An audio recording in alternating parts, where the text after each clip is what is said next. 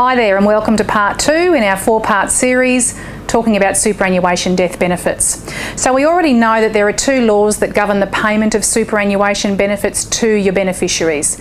But firstly, who can be a dependent? Under superannuation law, a dependent can be your spouse, and that includes your de facto spouse, but not your former spouse. It can be a child of any age, and it can be any person that's financially dependent upon you just before your death, or any person with whom you have an interdependency relationship with just before your death. Now, the crucial point here is whether your beneficiary is also a dependent under tax law, because this will determine how much tax your beneficiary will actually pay on the benefit they receive. A tax dependent can be your spouse again, including your de facto spouse and your former spouse. It can be any child as long as they're under 18, so not an adult child.